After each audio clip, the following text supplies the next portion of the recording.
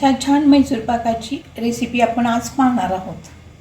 नमस्कार, मी वर्षाच फूड चॅनलवरती आपल्या सर्वांचं खूप खूप स्वागत आहे।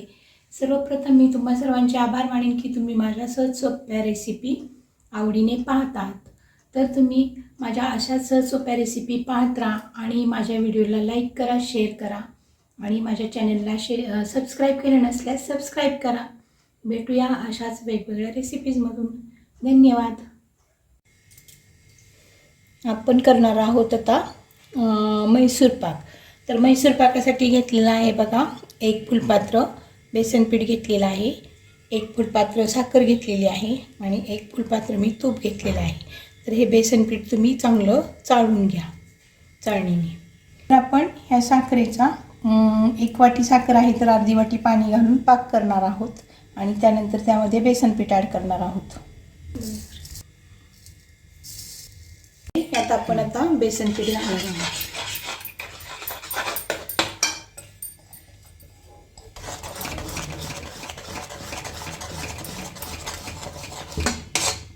गॅस मंद ठेवायचा आहे आणि आपण जो साखरेचा पाक केला आहे त्यामध्ये बेसन पीठ घोटून घ्यायचं आहे।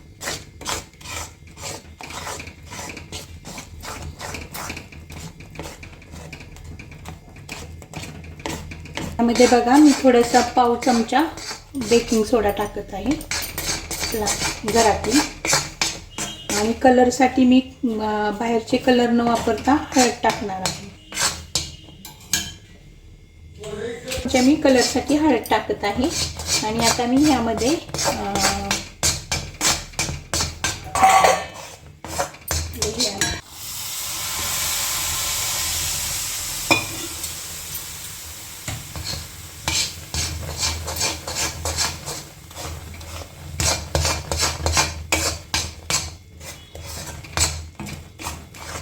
हे बघा, ह्यात जसं बसेल त्या पद्धतीने आपण तूप टाकायचं आहे। तर मी आता हे सर्व तूप टाकून घेत आहे।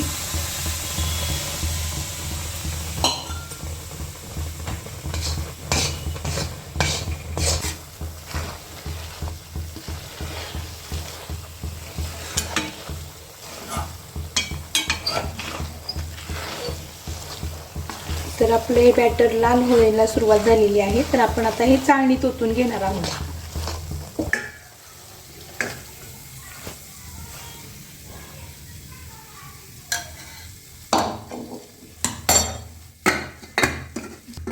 हे बघा, आपला मैसूर पाक अशा पद्धतीने आपण चाळणीत ओतलेला आहे।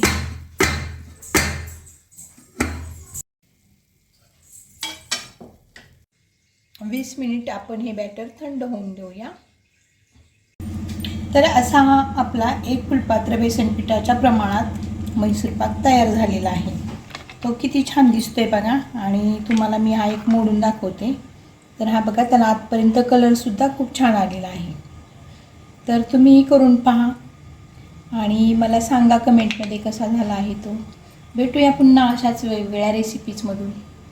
धन्यवाद। नमस्कार, मी वर्षाच फूड चॅनलवरती आपल्या सर्वांचं खूप खूप स्वागत आहे।